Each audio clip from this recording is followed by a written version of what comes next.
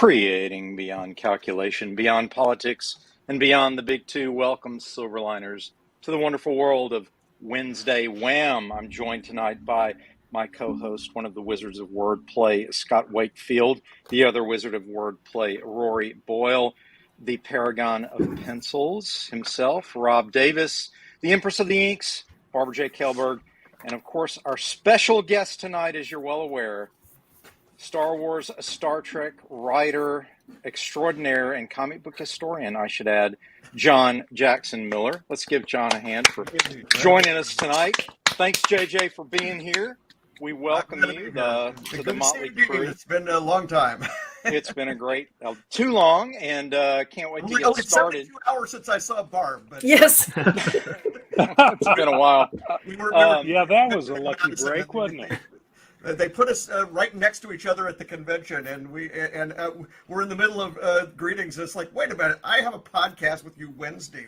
Yeah, I was wearing a T-shirt that said Silverline across. It goes Silverline. Sounds familiar. Are you? Somehow. Do you have a podcast? Yeah. So, JJ, talk to us a little bit about where you're from and how we know each other, and we'll get started.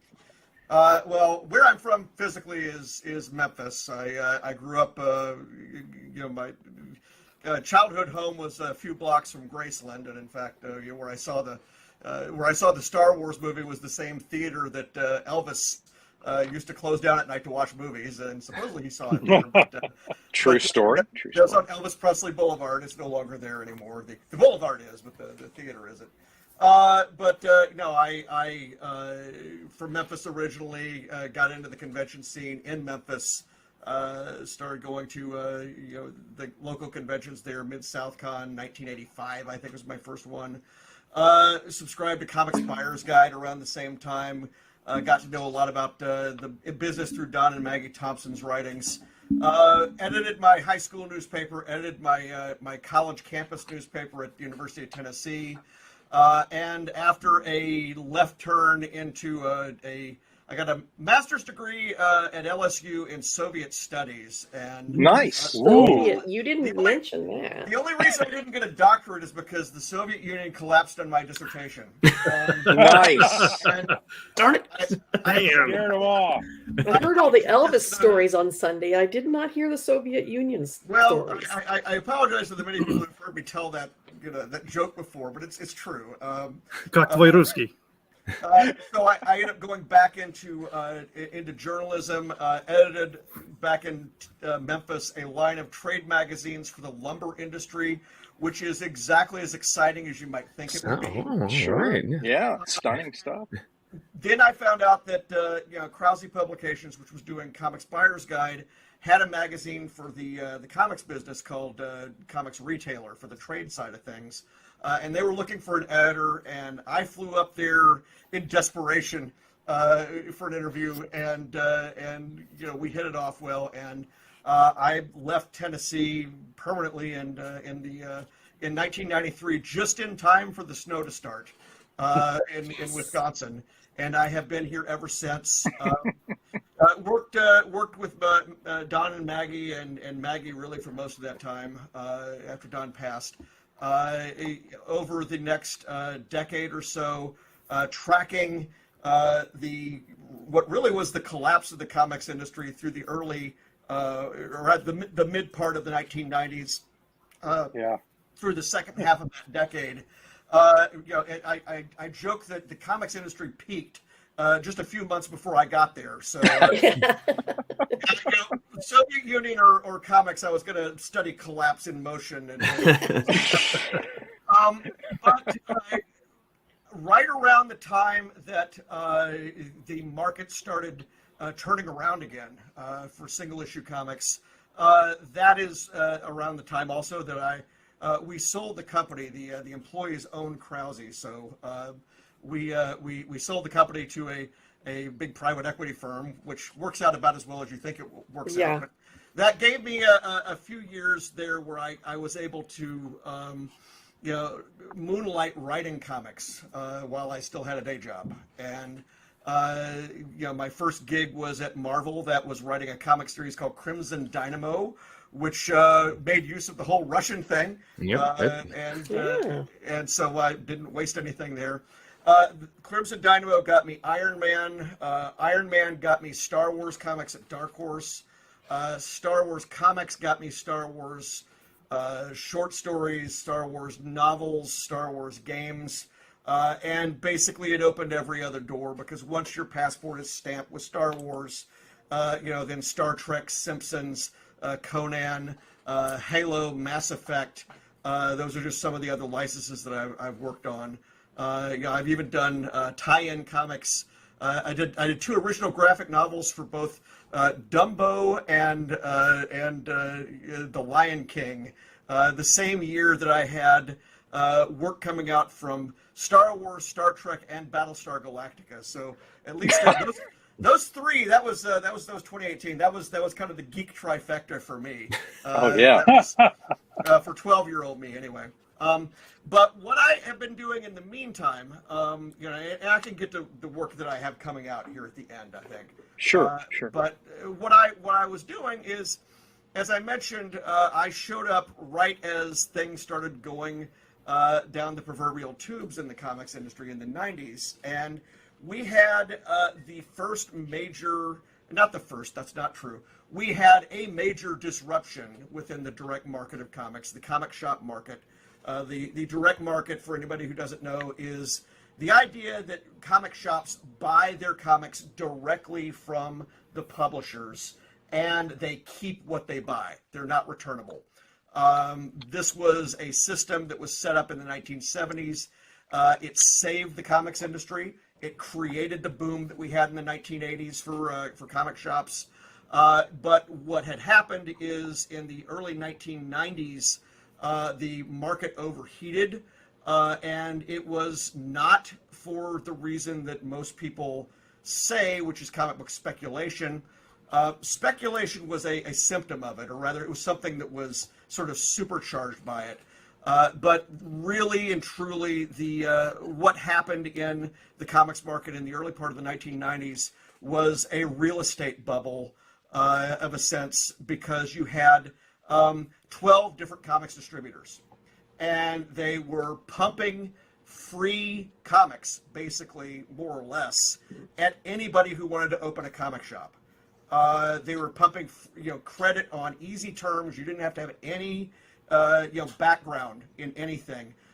Dean, you may remember, we had 2 situations in Memphis where we had comic shops across the street from each other. Yes. It was a Capital store that opened up a competitor to a Diamond store, or vice versa.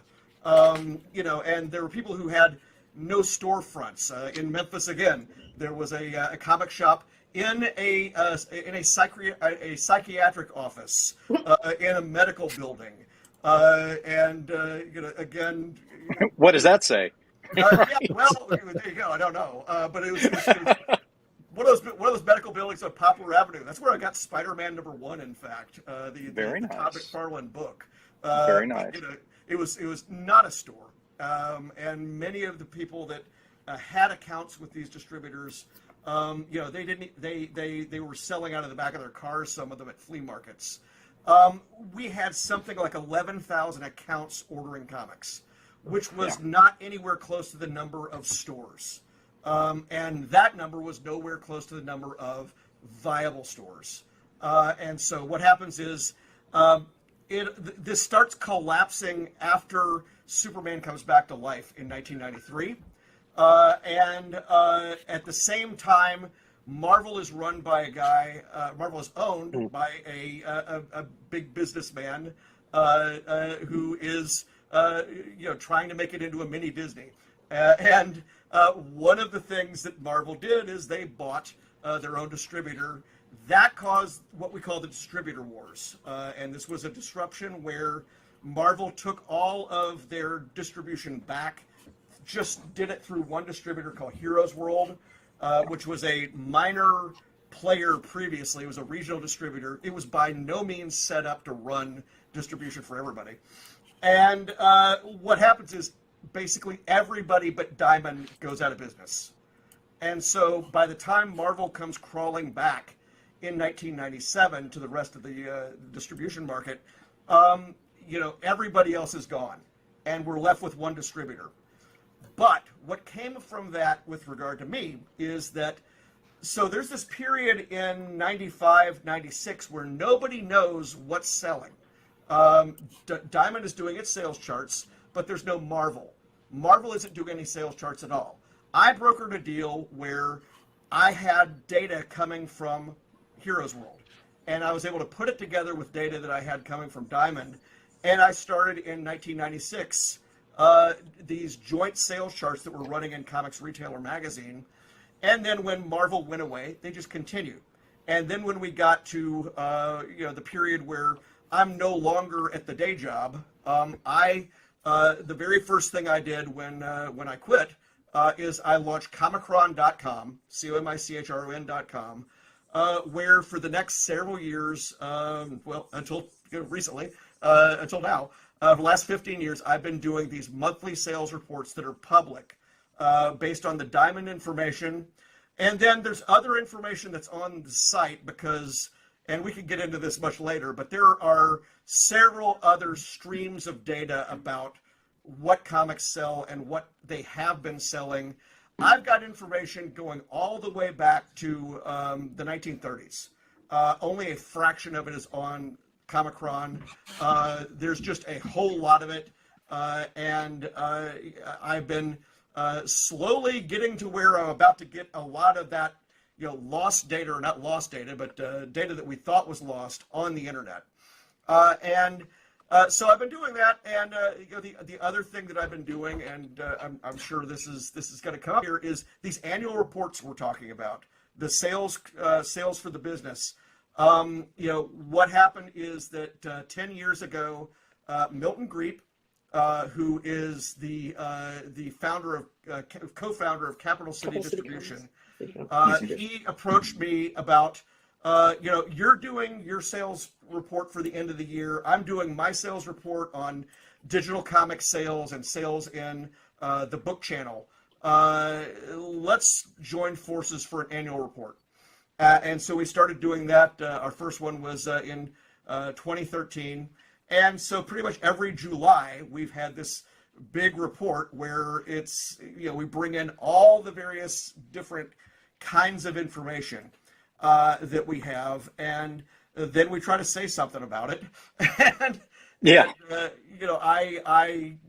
in particular this past year, what I always do is I look for comparatives in the past or in the very distant past of comics to see how things square up. In particular, this year was a year that has no historic peer in terms of numbers.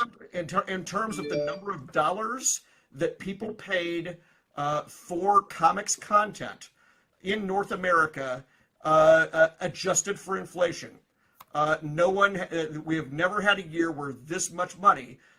In 2021, people spent in North America I think I have this exactly right, $2.075 billion. So almost $2.1 billion on comics content. Now, what that includes is you have the traditional comic books and the comics with staples in them. Sure. I refuse to use the word floppies because basically I think it's derogatory. Right. This is the thing that brought us here. Yeah. Let's show a little respect for the saddle stitch single issues. A little respect for the date that brought us. I have that part of the market at $435 million. It's about 94 million comic books. The rest of it is made up. 1.47 billion comes from graphic novels, both sold in comic shops and then also Amazon and mass market booksellers, which we call the book channel. Amazon's part of the book channel, but basically the returnable book market that encompasses your independent bookstores and also Barnes and Noble and places like that, and Walmart.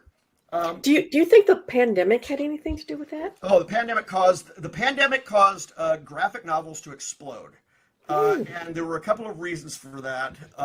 Just to finish the thought, the last component that's in this is digital comics, and digital is about 170 million. So, we're talking about less than 10% of the overall pie. And that is only digital to own. That's not digital, as in, there's stuff we have no access to, and that's like sales through subscription services like Marvel Unlimited. We don't know what those sales are. But otherwise, what happens when we get to the pandemic? The comics market, I think, as I'd mentioned, when we hit the 2000s, after everything had shaken out, and basically we're down to the number of comic shops that are really the serious businesses. Basically the best comic shop in town usually stayed alive, throughout that period. Marvel recovers from its bankruptcy period, which lasted some considerable time after the bankruptcy ended. Marvel was just not putting any comics out, and I think even Paul Levitz at DC had said the industry needs a healthy Marvel. Marvel is going to lead any recovery. And what happens is with Quesada in and Brian Bendis in and everything in the early 2000s and the Ultimates line, the market starts percolating again. You get hits like Civil War, and we have a very good decade in the 2000s. What happens at the end of the decade is the recession hits more or less at the same time that everybody raised their prices from $2.99 to $3.99, and that was a bad timing for that event, and it actually caused DC to retrench and go back to $2.99, which an executive at DC told me was the most popular and least successful thing DC ever did. And that is because what I have found over the years is there is no real price resistance in the comic shop market. There just isn't. People say there is, there isn't. Right. And the people who are there are the hardcore folks who want to support the product as it's being created.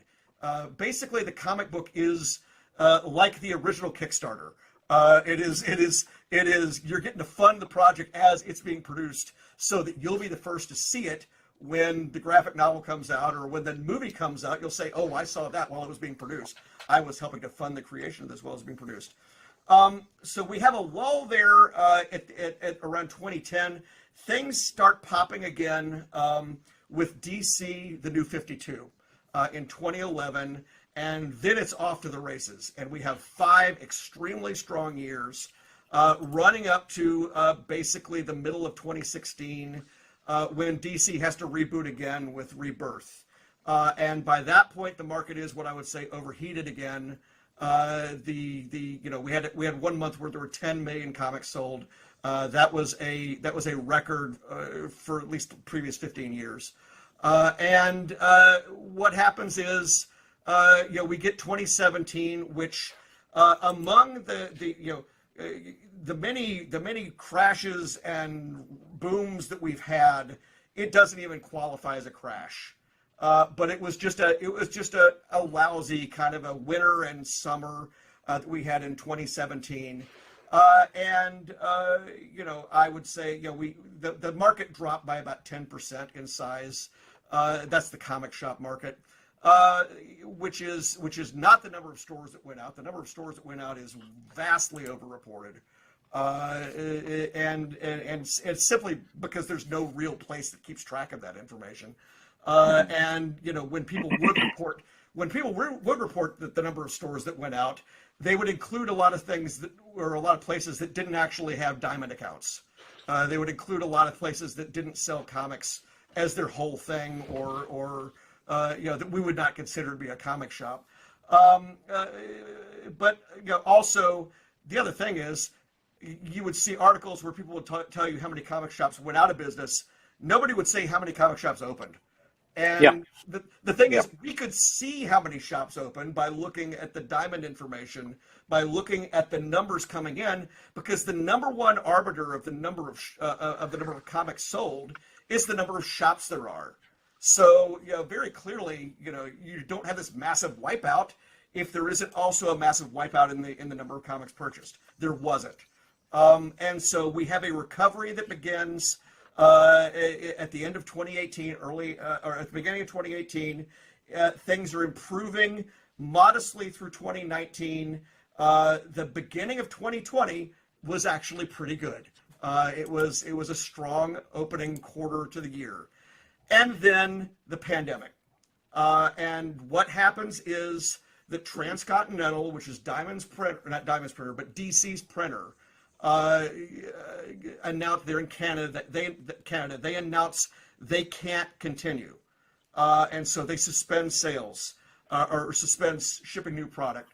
Diamond is both in a position where they've got their own people to worry about. Can they come to work? And also they have the problem of they've got all these retailers that many of them are in places where they don't actually have the ability to open. You had stores in California that were already closed, and they didn't want a situation where, they were retailers, because again, the retailers buy these comics outright. They end up getting, they would end up piling up. The boxes would end up piling up outside. They'd still owe the money. And so what they did is, for a while they had the option of just, putting people's accounts on hold. But what ended up happening is they shut down, or announced a shutdown, third week of March, I believe. When third week of March they announced it. But basically, no new comics came out in April of 2020.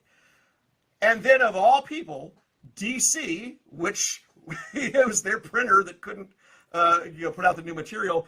DC, of course, is owned by AT&T at this point. They cannot apparently stomach a zero cash flow situation. And so they go and approach the two largest mail order distributors, or mail order companies for comics in the country. That's DCBS and Midtown. And they say, we'll set you up as distributors for us. And so starting at the end of April, both DCBS, which is operating as Lunar as its distributor, and UCS, which was Midtown's distributor, they start shipping DC comics. And Diamond starts up shipping comics again in the middle of May. And they end up fulfilling all the comics that didn't get to ship beforehand. But by that point, basically, as they say in spades, Trump's has been broken. And by the end of June, that's it for DC comic sales through Diamond in North America. And so that is a major fracturing of the business that since April of 1997, you could go to Diamond and get most every major publisher and every minor publisher comics. That runs through March of 2020. And now suddenly you need two. And then in October of 2021, Marvel, which can't let DC have something it doesn't have, Marvel, there was only fair play. That was why DC ended up getting its exclusive with Diamond back in 1995, because Marvel had something they didn't have. And so what happens is in October of 2021, Marvel shifts its distribution effort to Penguin Random House, but Diamond is still included as a wholesaler. A comic shop does not have to abandon Diamond if they want their Marvel comics. It's just really, really, really financially sensible for them to look at doing so, because the discount is better, and Random House doesn't charge shipping. So anyway, all these things have conspired in the case of Comichron to take that data set that I started in 1996 for the direct market, and it's basically capped in March of 2020, where that's the point at which my having data on everything stops. But I get it in dribs and drabs, and Diamond restarts doing it in the summer of 2021. I get enough information to be able to do my report for 2021, for example. But now we have a position where the last Diamond sales chart came out in April 2022. And if you look at that chart, it looks nothing like the charts looked like 2 years earlier, or two and a half years earlier, because Marvel is only, Diamond is only about 30% or something like that, 35% of Diamond's business. Diamond's only 35% of Marvel's business. Marvel's business, yeah. So what's happening is you get a chart that is led by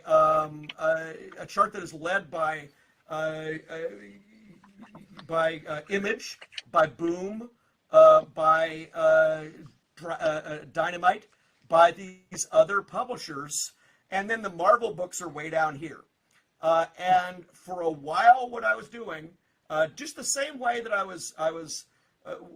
the way that I had actually handled DC being gone is I took a basket of known retailer orders that I had access to, and then I took that, compared it to the real numbers at Diamond, and I was able to sort of say, okay, this DC book goes here, this DC book goes here, this DC book goes here.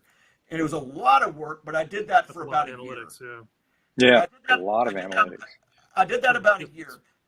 But then what happens is when Marvel is no longer being fully reported at Diamond, well, I can do a thing for a while where I can say, okay, I can take these Marvel numbers and multiply them by 3 and get the overall figure. But that's only good as long as that ratio is good. And I don't think that ratio is static at all. And so, of course not. No. Well, so what you're telling us in essence is the old-fashioned funneled information for all the statistics through the analytics down to a pie chart, where we could look at that old-fashioned pie chart and say, oh, Marvel's outselling DC, and then DC's outselling Image, and then Image has got the small slice, and then the independents fall under that. Those days are gone. As far as, I mean, I'm sure there's a way you could still do that. Yeah, I mean, I can say that 2021 was the first year since 1974 where you can't look at the numbers somewhere and say Marvel is beating DC. Yeah. That was 74 is around when Marvel passed DC. And so 2021 is the first year where we can't say that for sure. And a lot of people would say that's a feature and not a bug. I have talked to everybody involved in this, and basically, we're 2 years in on Lunar.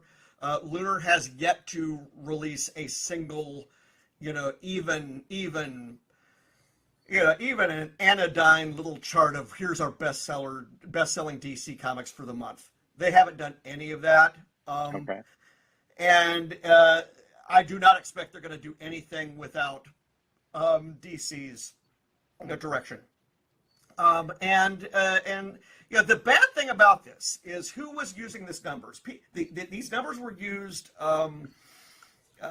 Certainly, and most recently, they've been used to fuel a million YouTube podcasts for people to argue about the sales or to fuel a million fights about things. But why were these numbers available to begin with?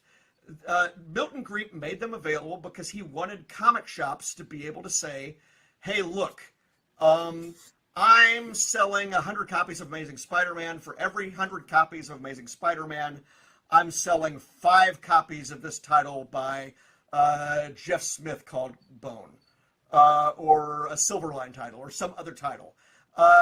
And if your store is not selling 5% of Amazing Spider-Man numbers on something like that, or if they're not ordering that many, because these are all orders. These are not sales to consumers. These are orders. What happens is the retailer would look at that and he'd say, okay, I'm probably missing a bet here. I need to up my orders. The other major function of it is the new store, the brand new store. The very first thing they would send the new store that was opening and wanted to know, well, how many of what should I order? There's 300 titles a month coming out. What should I order and in what numbers? Well, you could take the diamond sales chart for the month with the order index numbers there and just figure out, what your budget is, and you're there. And you have more or less they say all sales are local. Well, this has a way of nationalizing the sales within your store. You're matching what your what's on your wall to what's on everybody's wall, and so in their racks. And so not having this information out there is bad for retailers, and this speaks to why I've had this immaterial public for years. Comichron has two readership groups: the people who want to know what's selling now, and the people who want to know what has existed in the past, what's out there. Circulation is different from sales to consumers. People are always complaining, well, these numbers aren't actual sales to consumers, they're sales to retailers.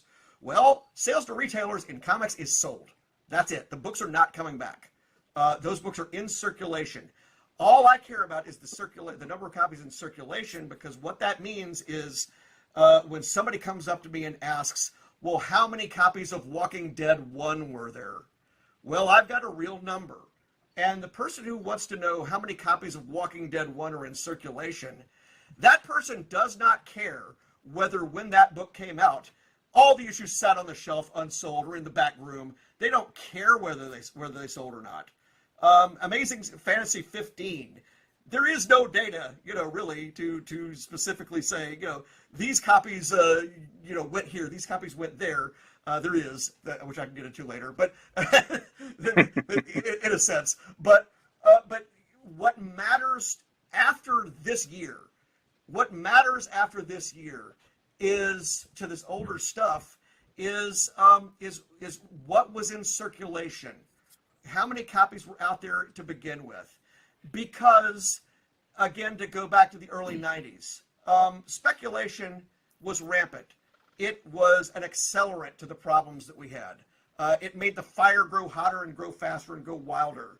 And sort of when things burn out in 1993 is when a lot of people started going, oh, you mean Valiant comics aren't hot? You mean all these comics that have been marketed to me as rare collectibles really aren't? And this is a difference between the market then and now. Back then, they did not have the physical ability to do a variant cover run that was really tiny or different sized. It was usually like half the run, or three or a third of the run, or something like that.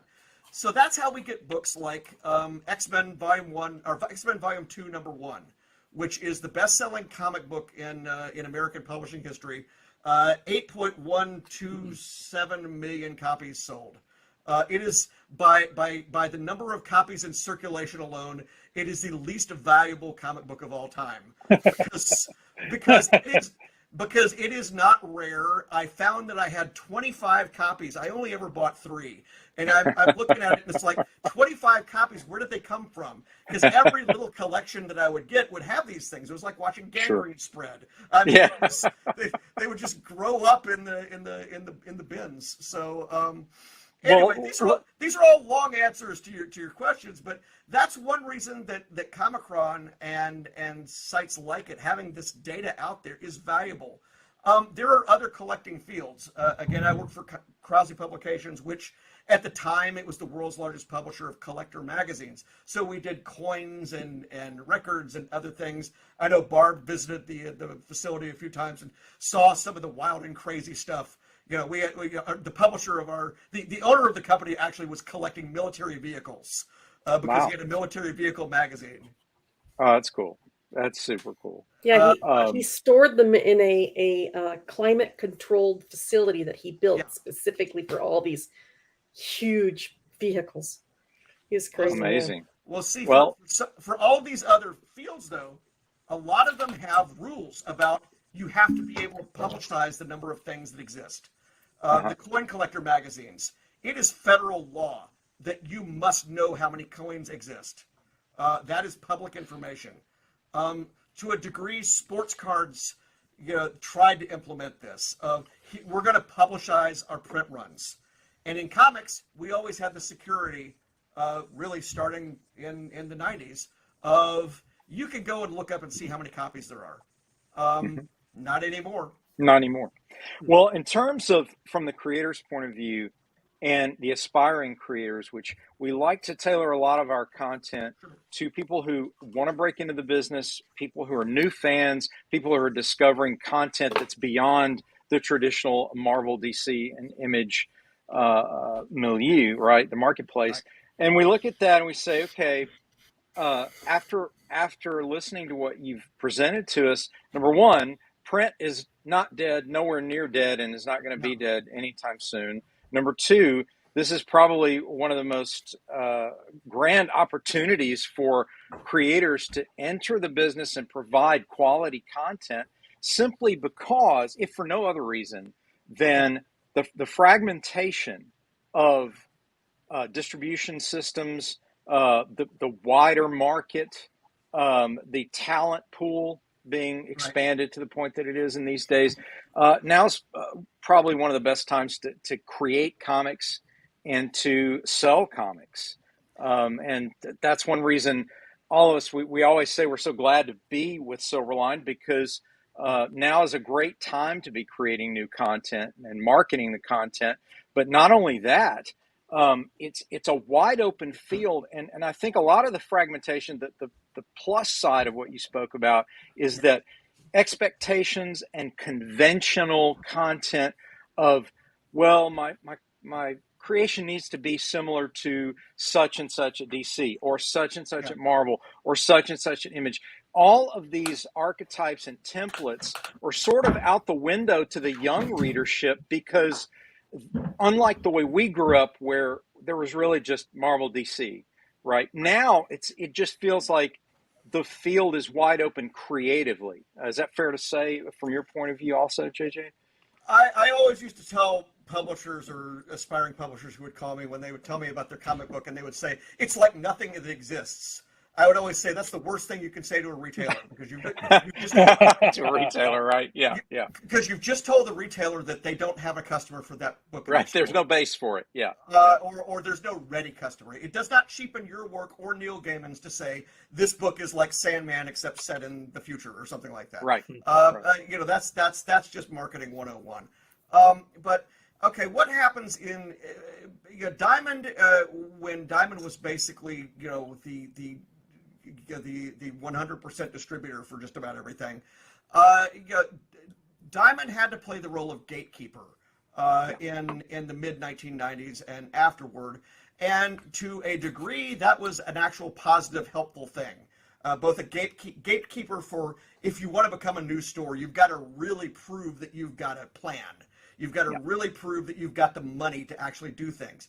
And also on the comics publishing side, you've got to really prove that you've got 6 months capital in the bank. You've got to really prove that you've got, the first 3 issues are already done. You've got to really, sort of demonstrate these things. And of course, over the years, everybody's got a story where this didn't get published or that didn't get published or whatever, and they had nowhere else to go. And these things happen, and no one ever said that we couldn't. That a better system wasn't possible. What everybody always said, though, or what I always said was, so far nobody has told me what would be better. And kind of the problem and opportunity or problem right now is, if you're a new publisher, you have more places to go, potentially, to sell your comic book in the comic shop market. I'm not even going to get in right now to the other opportunities in digital and bookstores. But you don't just have to depend on Diamond to necessarily get you to that comic shop, because you've got other options like Lunar or maybe Random House, although Random House is only doing its imprints plus other imprints it's distributing already and from the bookstore market, plus Marvel plus IDW. So probably the startup publisher is not going to leap up to Random House. Whereas on the other side of things, Lunar has been growing its line very slowly. But remember, every time we deal with one of these things, it's the same with the retailers. Suddenly, people who have been filling out one order form a month to get to everybody are now doing 2 or 3. Likewise, if you're a new publisher, you've got more paperwork than you used to have. You've got more options, but you've also got, it's not as easy to get to everybody. And if you do end up having a situation where, right now, if you want to be a full-line comic shop, you must have a Diamond account. If you have a situation where it fragments still further, or there are multiple distributors carrying Image, there are multiple distributors carrying DC, and we get back to something closer to the mid-1980s, where there, again, like I said, the lots of distributors thing. It does get more challenging on the publisher end to know where to start, where to go to. You don't have that one-stop shop of you just have to make it past one distributor's sales agent to get to everybody. Now you've got to actually pass the audition everywhere, or several places. Again, at the same time, there are all these other options. And what I didn't get into in terms of the market does boom in 2020 and in 2021. 2021 actually was an improvement over 2020, even though and comic sales increased in 2020, or not comics, but the overall market sales increased in 2020 because the bookstore distributors never closed. So you still had manga coming out, you still had Dogman, other comics coming out in graphic novel format. But also on the comic side of things, Steve Jeppy talked about there being pandemic era collectibles, and in a podcast, and he got slammed for that. He's absolutely right, because the circulations of these things were depressed. There were so few things coming out. People started actually gaming the sales on these things. eBay absolutely went berserk over the whole period where everybody was limited to mail order. And so, that number that I gave you, $435 million for the dollar value of comics sold in 2021, that's actually higher than it was in 2019 before the pandemic. It's also higher in terms of the number of copies. And a lot of digital too, right? Digital went up quite a bit in 2020. It went up a lot in 2020. It didn't go up as much in 2021. But definitely comics. The main problem with comics in 2020 is there just wasn't the content. There wasn't the books being published. Marvel was down to an average of 40 books. It was really, really low. But everything basically, came back. And, another consequence, speaking of the independent publishers, another consequence of DC leaving and Marvel starting to pack its bags from Diamond is Diamond becomes in a position to try to promote its other lines. So one of the things that we have in 2020, 2021, we have hits coming from Boom. We have Berserker. We have hits coming from IDW, Teenage Mutant Ninja Turtles. We have hits coming from Image, and so we've got all these books. Something's killing the children. All these various books that are coming out, and there was a new really hot book every week. It almost seemed like, and they were not all coming from Marvel and DC. Now, as I say, in terms of tracking, we're down to just being able to,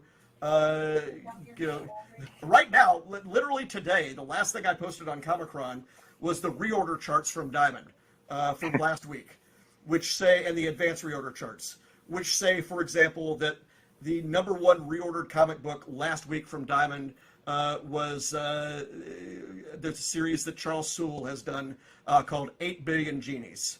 And so that is an Image title. It is a hot title. It's actually the third printings of issues 1, 2, and 3 that are the 1, 2, and 3 place books for last week in terms of dollars. And again, would these books necessarily be number one at Diamond if Diamond was doing 100% of Marvel sales? Probably not. If DC was in there pitching, probably not. But you know, it is the case that in 2021 the pie got bigger, and it's just more people have different parts of it, and we're now in a position where Diamond probably handles about 40% of the comics in the comics industry, the comic books, you know, the books like this. You know, and Marvel is still number one overall, even with manga absolutely exploding over the last 2 years. And there are a bunch of reasons for why that probably is the case as well. But but Marvel is still number one in terms of publishers. DC probably still second. But then you have Scholastic, which is gargantuan, and Viz, and these other publishers.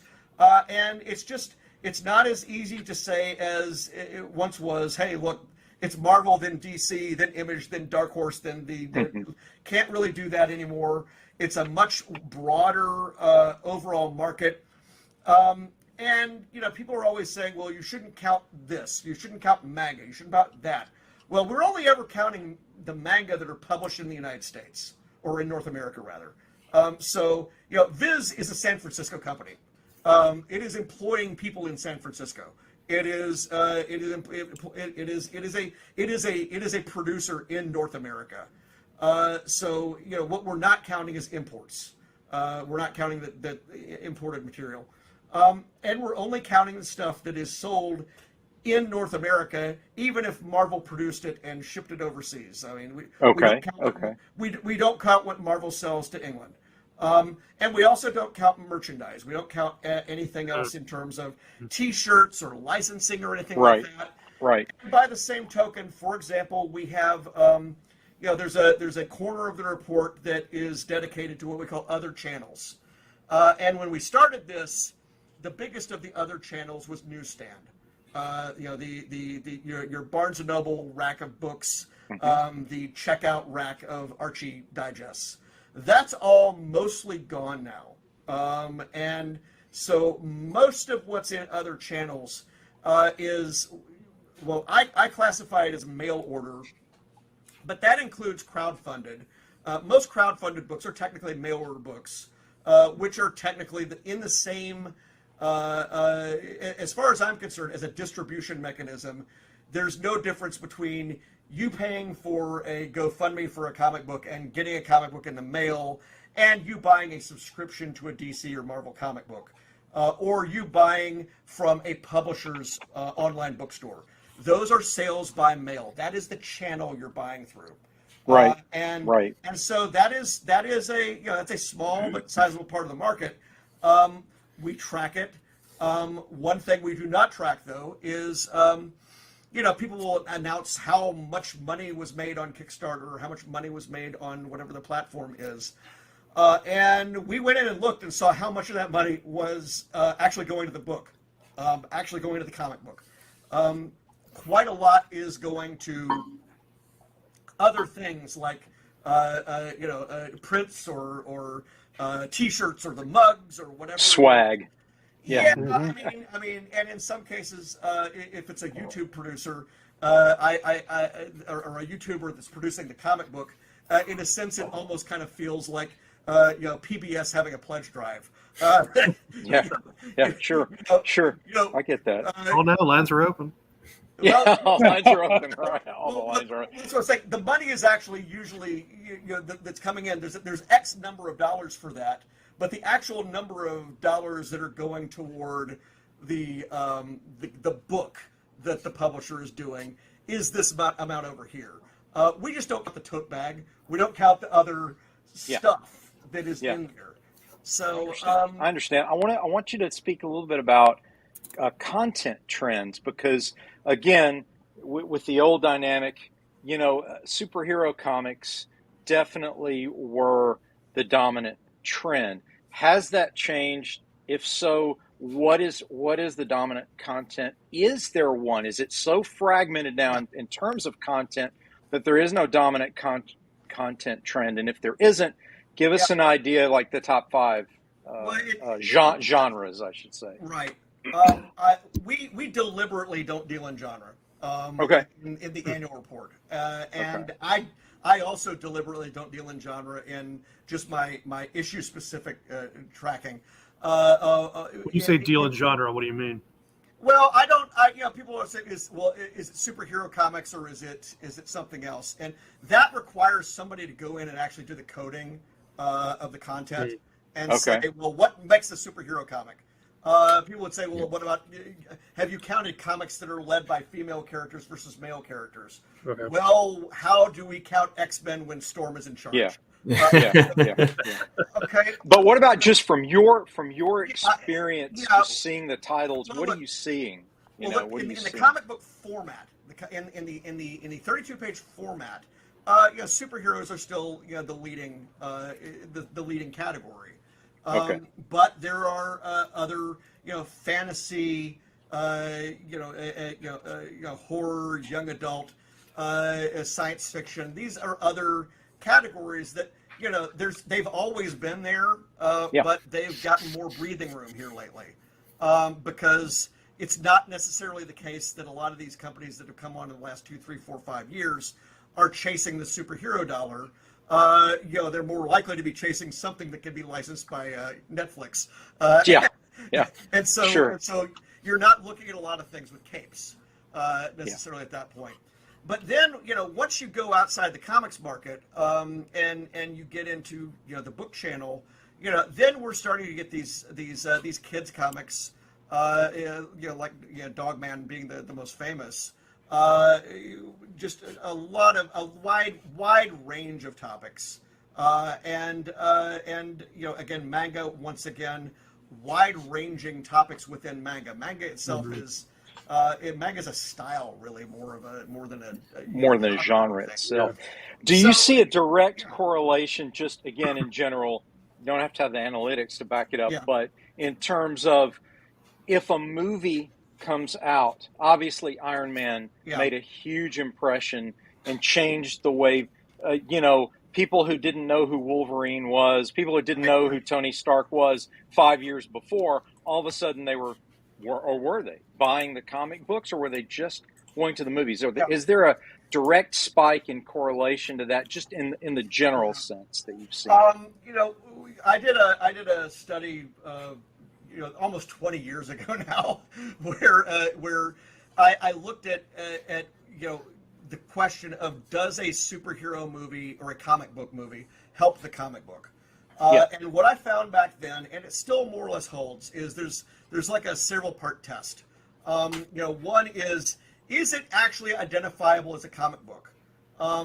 Men in Black, created by a fellow Tennessean of ours, Lowell Cunningham. Men in Black was a comic book first. Almost nobody knew that it was a comic book first, unless you were around in the black and white boom of the 80s and remembered that. So it didn't help comic sales at all in that case.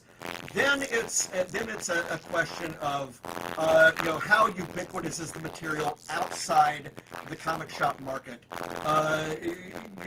When Batman hit in 1989, it had a resounding positive impact on sales in comic shops, because we had about a 6-week window where Diamond and Capital, I've got the catalogs, they were selling the merchandise before anybody. And of course, we all had the comics before anybody as well. So there's a space there of about a month where if you're looking for more Batman stuff, you're going to a comic shop. Soon it's everything. Soon the T-shirts, everything. Taco Bell is all over the place. So that's another test. Can you find the stuff? And where is it? Walking Dead was benefited by the fact that by the time Walking Dead comes out, got the Walking Dead in the book channel.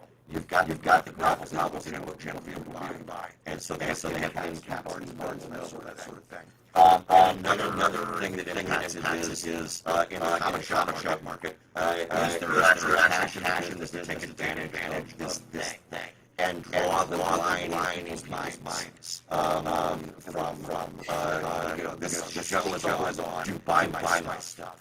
Another example came out in 2000 when the X-Men movie comes out.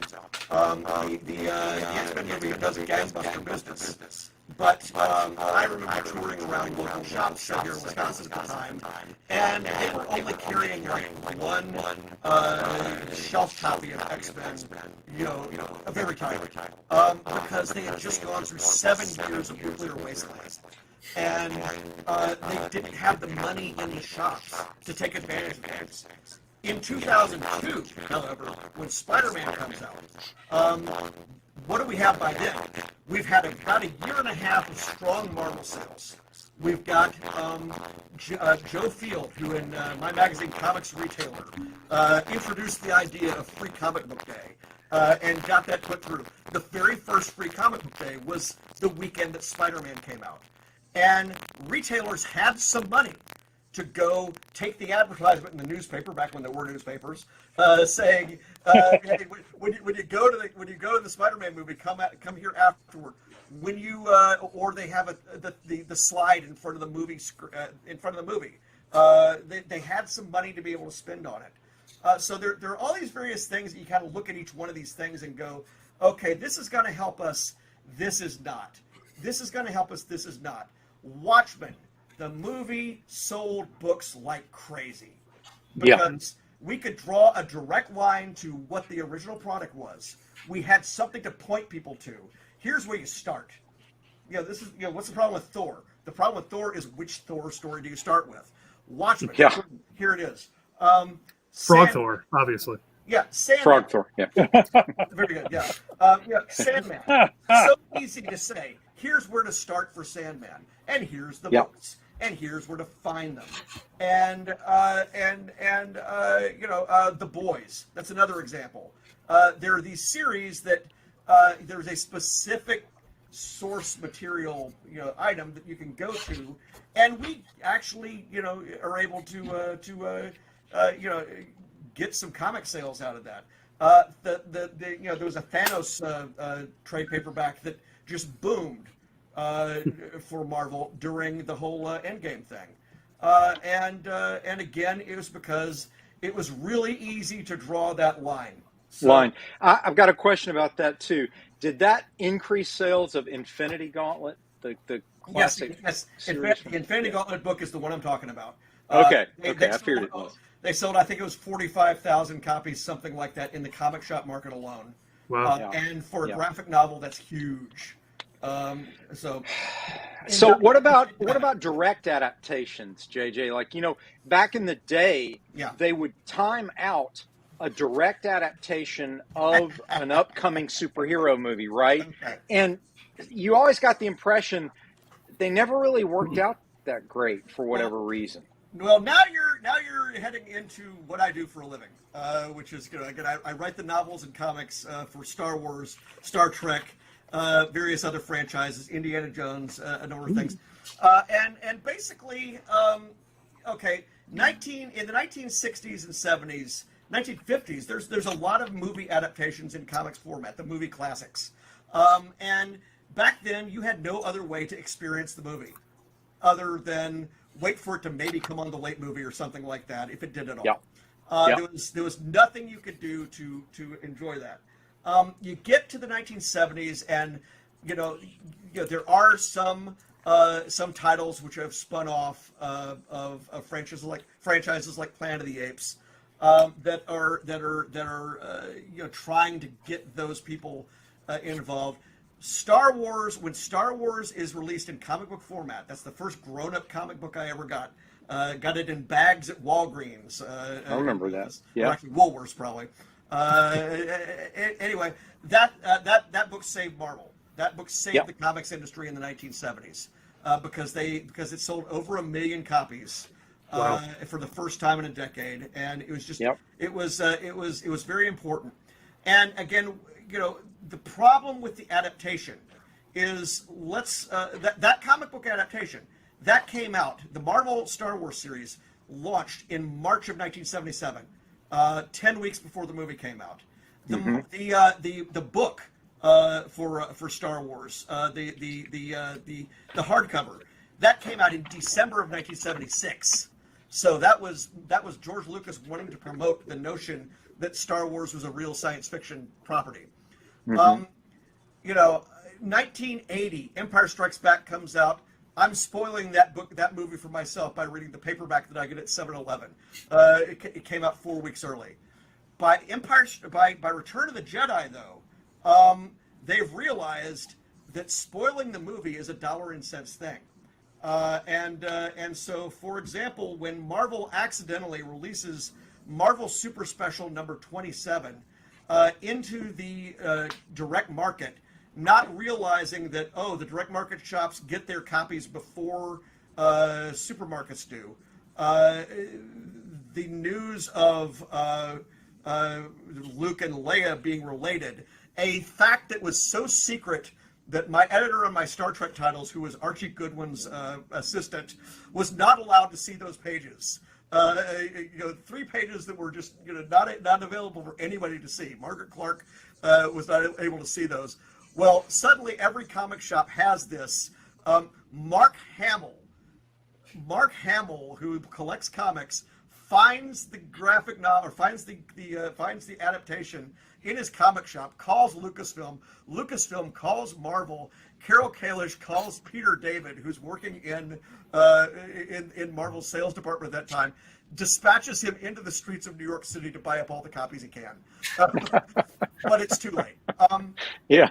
Now, they were still doing adaptations of comics up into the first decade of the 2000s. I mentioned Indiana Jones. I wrote the adaptation for Indiana Jones and the Kingdom of the Crystal Skull, the comic book adaptation. Well, first of all, they are very, very hard to do in the digital age because when I started, there were no visuals at all.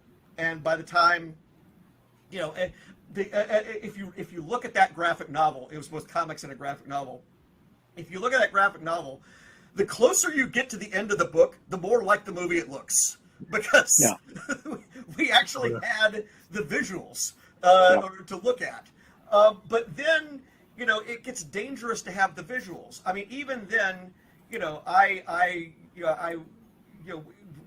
was reading the script in a locked room and taking notes.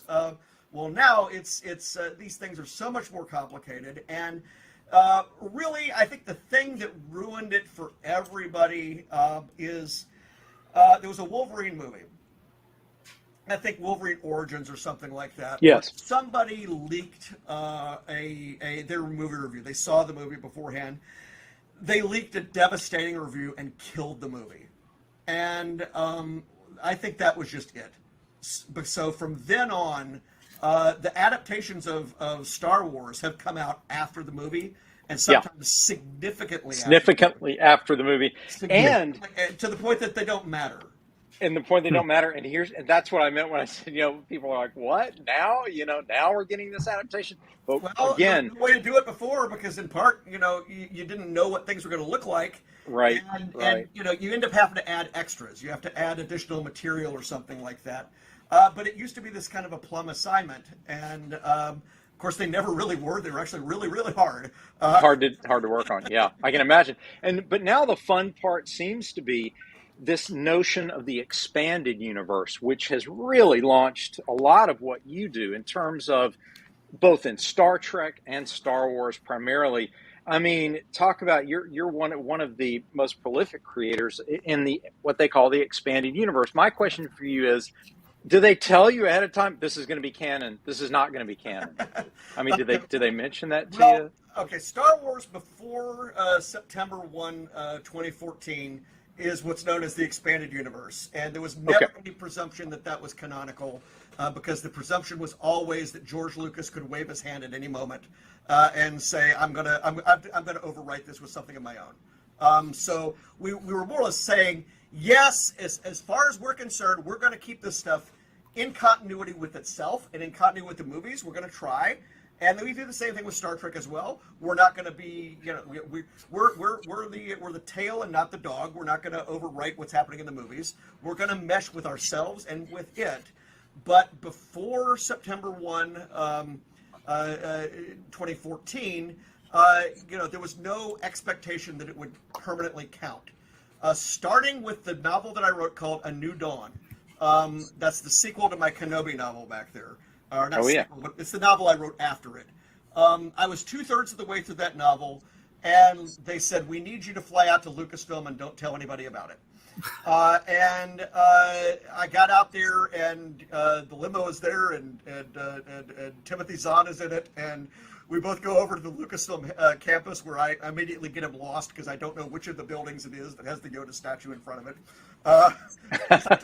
because I don't remember. But yeah, I mean, they have us make a video talking about how everything starting from here is part of the Lucasfilm story group material, where there's there's more or less a round table of people that work at Lucasfilm that have input and knowledge of what's coming out in all of these other things, And so the idea is that starting with that work, the New Dawn novel, nothing should, if anything gets overwritten by anything, it'll be because there's been a colossal problem. We're trying to future-proof stuff as much as possible. Now, in Star Trek, there has never been the presumption that what happens in the novels or the comics counts. Right. However, it's always mattered. Roddenberry cared majorly that these things reflect Star Trek well, to the point where the very, very first Star Trek novel is actually one of those little golden book novels called Mission to Horatius, and he got involved with that because he didn't like the way that it depicted some of the characters. What we have done since the streaming era began is I've written 4 novels now that are in conjunction with Kirsten Beyer. Kirsten is one of the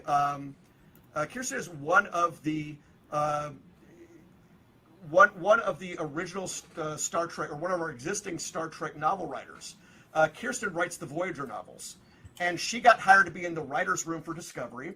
And so when I wrote my 2 Discovery novels, Enterprise War, which is about where Captain Pike and Spock were during the first season of Discovery, that was in conjunction with talking with her about what I could do and where it could be. When I wrote my second Discovery novel, which is called Die Standing, that's about Michelle Yeoh's character, Emperor Georgiou. She's the Emperor from the Mirror Universe. That story takes place between season 1 and season 2, but it introduces a character that had not yet appeared in season 3. And it was because she knew about these things. The novel that came out last year, and which is now in trade paperback, Star Trek Picard, Rogue Elements. Rogue Elements tells the backstory of Captain Rios, who is the character played by Santiago Cabrera. In that case, Kirsten was the co-creator of the Picard show. So again, all these things start with a conversation about what's available. Where can I tell this story? Where can it fit? And again, we're still not pretending it's canon, but I kind of call it canon adjacent, because we're a lot tighter with this than before. And so my brand new novel, which is coming out in February 21st, called Star Trek Strange New Worlds, The High Country, the first Strange New Worlds novel, but actually my second Pike novel, because I already did the Enterprise War. Kirsten is one of the executive producers of Strange New Worlds, and so I won't say what I know. I won't say what connects to what. I won't say if it connects to what. But you now may operate under the presumption that we're not off on an island. That's good. That's excellent. That's excellent. Yeah, because again, back in the day, I mean, I have a whole wall over here full of tie-in novels, media tie-in novels, and in many cases there was absolutely no knowledge by the creators that the novels actually existed, or the comics actually existed. I mean, I've got the first Happy Days novel over here. Richie Cunningham gets engaged in that novel. There is no mention of that on the TV show. Although I will note that in this novel, Chuck Cunningham goes to the beach on page 8 and never returns. Well, Well, all right. That's something we Was all wondered eaten about. by Jaws. Eaten by The Jaws. thing is, I looked it up. That was before he vanished off the TV show. They didn't know what to do with him even then. How creepy is that, right? I want to take the moment to welcome Brent Larson to our group tonight. Better late than never, Brent. Thank you so much for joining us. And I also want to open up the floor to anyone who has any other questions for JJ. Since time is running short, we usually close out the show about 8:30. These are long answers to short questions. No, it's been a tremendous flabbergasted by you can write creatively and also have a mind for analytics. My brain does not do those two well at all. It grinds to a halt when I have to think about all the stuff that you talked about. It's incredible. All these years, I've actually used sort of the diamond numbers every month and the other numbers that I collect, and I can mention those in a minute. But I've used that almost as therapy while I'm doing the It's productive it's therapy. It's a right brain, left brain type of thing. That's why I was an accountant for 20 years while I was also an artist. Yeah, so. I'm always amazed by that. Well, JJ, I wanted to just do you have a true love? Is it prose and long form novels or comics? Does one hold your heart nearer and dearer? Oh, that's impossible to say. I mean, I've got so many comics I'll never be able to move, I think. But and eventually they're going to fall on me, and I definitely won't be able to move. But you know, the thing about writing novels is, you know, one of the things that I regret in my comics career is I never really was physically in a location where I could collaborate with anybody. And so I wasn't in New York, I wasn't in Los Angeles or any place like that. So I never developed. Wisconsin. Yeah. I know. But I live fairly far north of Wisconsin, so I don't really have a situation where it's John Ostrander has Jan Duursema, people that they've worked with on many projects. I just never really developed that. So that's one reason I haven't done my own IP in comics or in novels, because again I've been so busy doing other people's stuff. The thing with novels is I'm able to go a bit deeper on some of these deep thought things that are in these things. That Rogue Elements novel for the Picard series, I just wallow in. I told them I wanted to write a really fun novel during the pandemic, and I got into what collectors were like in the 24th century. And I had so much fun with that. That would be fun. I brought back the Iosians. Those were the people that the people in the original series from the episode "A Piece of the Action," which incidentally aired for the first time the night that I was born. Wow. And so I got to bring these are the guys that dress up like mobsters from the Untouchables, because they're literally using the sets and the costumes from the Untouchables, which were on the Desilu set. But I got to, in that book, write a thorough sort of cultural history of why they did that, why they were willing to do that, to really think through the throwaway ideas from this episode or that episode, and get in some deep thought kind of stuff, and so that's fun. And it's my prose novels. There aren't as many opportunities to do those just because there are only 3 or 4 a year coming out now. But I've been fortunate. The Scribe Awards are the awards for the tie-in novels awarded by the other tie-in authors by a panel of judges, and I've now won that 3 times. The Kenobi novel, the Die Standing novel, and then Rogue Elements just won again. And congratulations, Elements, I appreciate that. And Rogue Elements is up for Best Tie-In Novel at the Dragon Awards. So go to the Dragon Awards website and go vote for it, please. Yes. I have a question. Yes, I have a question for you. You've been monitoring comics for decades now, and has it been that long? Yeah. And do you see the rise in independence as the next big thing? Oh, everybody's been trying to call the next big thing forever. I mean, no, it's just a fact. It's a fact that the creation of Kindle, the creation of digital as a medium, there's all these subsidiary ways to do comics. Via these Substack and other things like that. All these other ways of doing it. There are more ways to actually get your comic book in front of somebody or your comics content in front of somebody than there ever were.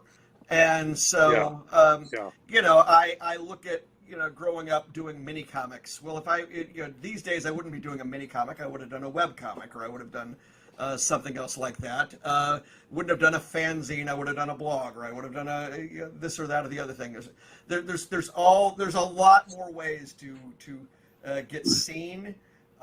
It's just, I do somewhat lament that it's not gonna be quite such a straight line as it used to be, in the sense that there's going to be 1,000 success stories that took 1,000 different paths, and not all of them are going to involve, getting with Image and getting with this publisher or getting with that publisher, or getting with Marvel. That all the career paths we used to see of people going from the independents to the major leagues, et cetera, et cetera. It's fracturing. It's fracturing big time. That's all, because now you can make a living in the minor leagues, if you want to call it that. Now you can make a living doing mail order. I mean, and again, nothing against the idea of the YouTuber who's able to, do the comics as a sideline to people supporting, your other entertainment medium. So what's your measure of success? The danger is getting lost in the morass. Right. There's so much, and one of the worst things that's happened is, in my opinion, is that we don't have any place that actually is the go-to for any information in terms of teaching people about the field. We talked about this. Yeah. You talked about having a central clearinghouse. Well, I mean, okay, there are no magazines anymore. Comics Buyer's Guide, Wizard. We were all popularizing the notions of what it meant to be a first appearance of a character, what it meant to be a reprint, what it meant to be this, what it meant to be a variant. And what's happened is since all this went away, it's kind of ended up, to a degree. My friend who does the what they call the Key Collector app. He is to a degree doing some of that, saying, okay, well, look, X-Men 181, or not X-Men 180, Incredible Hulk 181 is the first Hulk appearance, and 180, or not, Wolverine appearance, and 180 was the first Wolverine appearance, but just as a cameo. But, now we're seeing collectors who don't understand that the first full appearance should be worth more than the cameo. And now they're actually chasing, well, is there an advertisement where this character first appeared? Like that matters. Right. I understand. And there have been a lot of, that happened during the pandemic. A lot of stuff that was not valuable suddenly shot up in value because, again, there was no collective agreement as to what should be worthwhile or not. I mean, and what shouldn't be. But I want to jump in here and give Rory a chance. He's got a couple of questions for you. Rory, shoot. Oh yeah, so your career has been so very broad.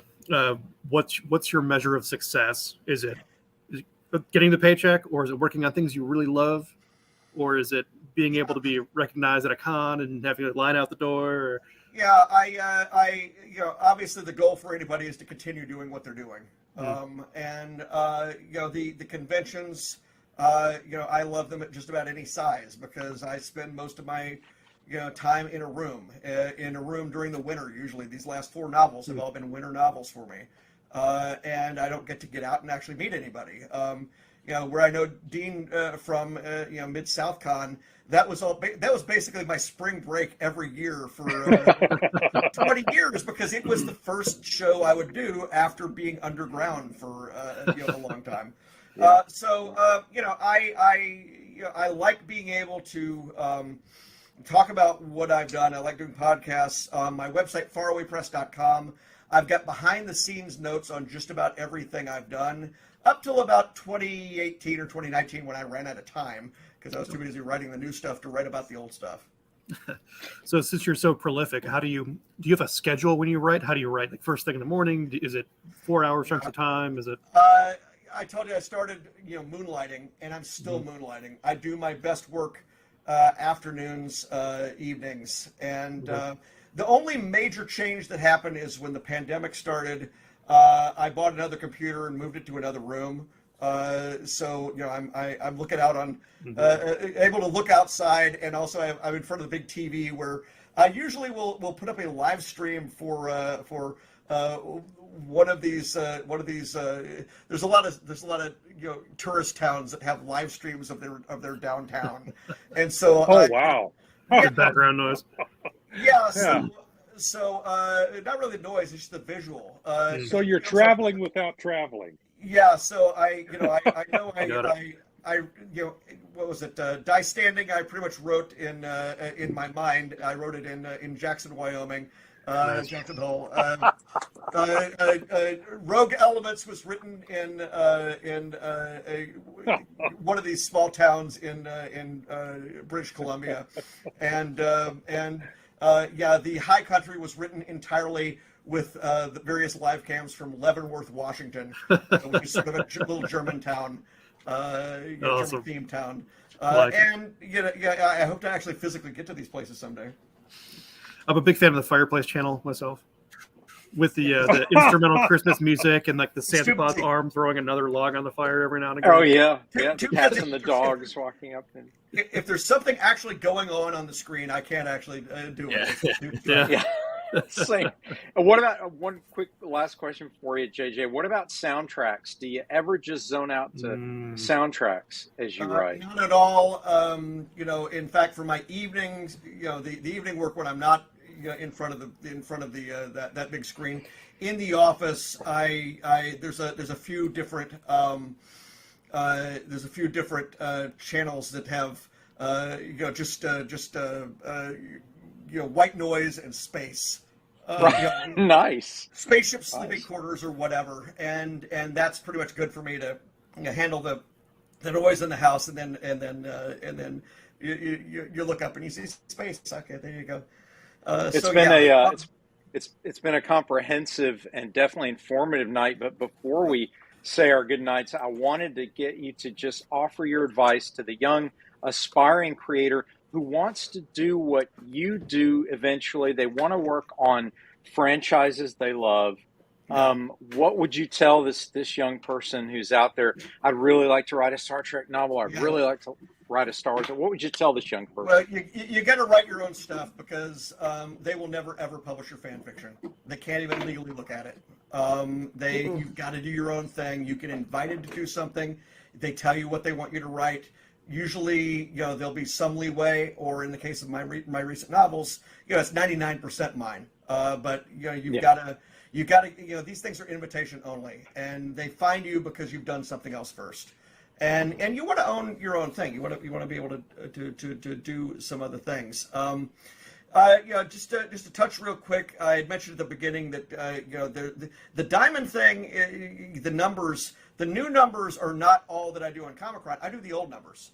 I've got sales figures going all the way back to the 1930s. Some come from the Audit Bureau, which is what kept track of advertising or numbers for the advertisers. And then I also have the world's largest collection of what they call the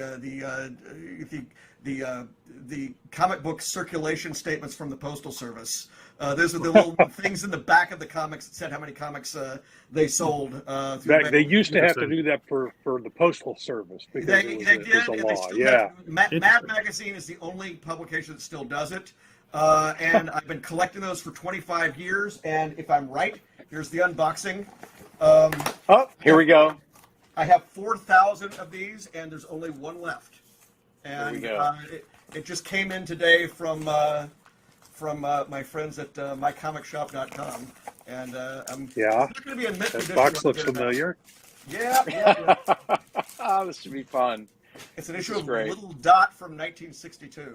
Nice. And I believe from my research that the numbers exists and it's in here. And if I'm wrong, then it's an addition to knowledge as well, because I was already done, because this is the last one to find. And I know where I think it should be. Boom, there it is. 216,309. Wow. That's Wow. a lot of copies.